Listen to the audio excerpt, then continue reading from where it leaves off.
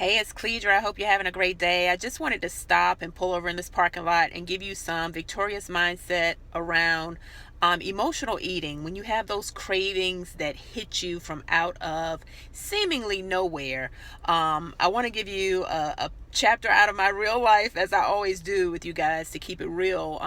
Last year, when I lost my dad, suddenly, when he passed away, a lot of my old habits that I had worked so hard for so many years to bury, they were resurrected.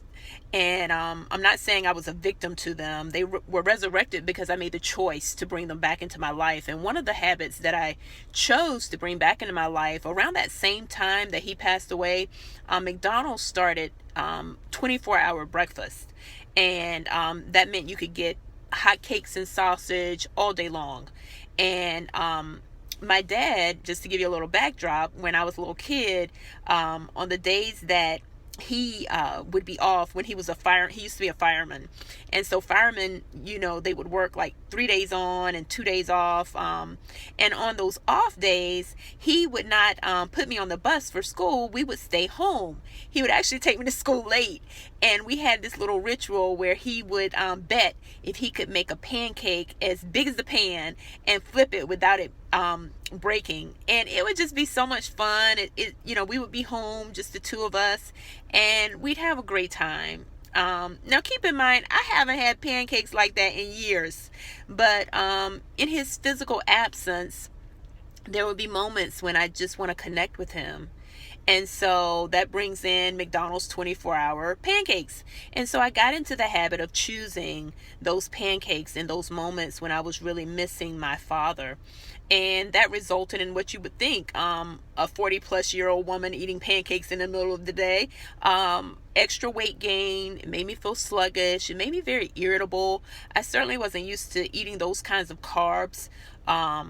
So I share that to say I had that craving again today. And the craving of wanting to be, experience my dad's presence and what his presence, his conversation does for me. And so I wanted to just stop and share it with you because you see, I have my protein shake. And I'm having my protein shake because I'm making a different decision. And what I'm allowing in this moment, and this is the lesson for you, is that cravings are like waves. They peak and then they pass. And on the way to that peak, that crest of that wave, it can feel so uncomfortable. It can feel like almost unbearable that you cannot survive that wave, but you can.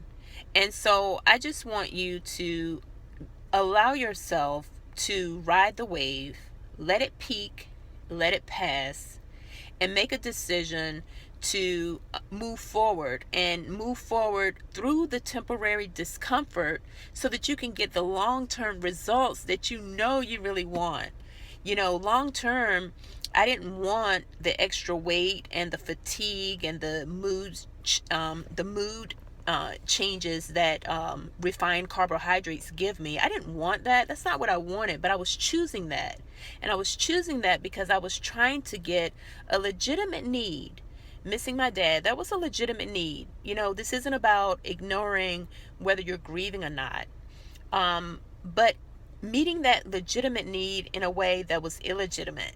I learned that from my favorite pastor, my husband, and that's what the enemy loves to do with us. He will take a legitimate need, like me grieving for my father, and invite us to meet it in an illegitimate way that ultimately results in destruction. And we know from the word that the enemy comes to steal, kill, and destroy. And that happens in moments. Sometimes we let our guard down because we're looking for this major way of killing our dreams, but it happens in little ways. Like the word says, the little foxes ruin the vine.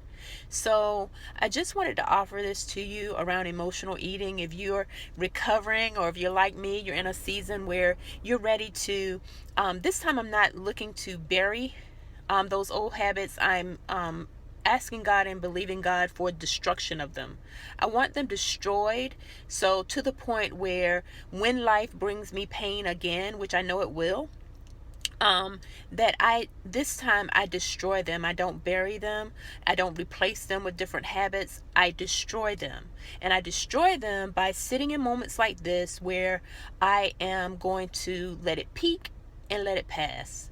So I want to hear from you. Do you struggle with emotional eating? Is it something that will get you off track, and it seemingly just like gets you from out of nowhere, and before you know it, you're looking at the empty bag of potato chips or the empty box of crackers or cookies or whatever? I don't know about you, but when I'm in that mode, things happen quickly. It's like there's this overwhelming sense of urgency that comes over me. So I'd love to hear from you as I go through this season of destroying these habits. I'm going to be teaching more about it. I'm doing a lot of research about it, and I'm grateful to say that I can see the breaking of day, as they say, and these habits are passing away, truly passing away, meaning they're dying. So I look forward to hearing from you. I hope you guys enjoyed this. I hope it served you. That's what I'm here to do, to shift your mind so that you know you have victory, and victory happens in every moment. Let it peak and let it pass. Cheers. Have a great day.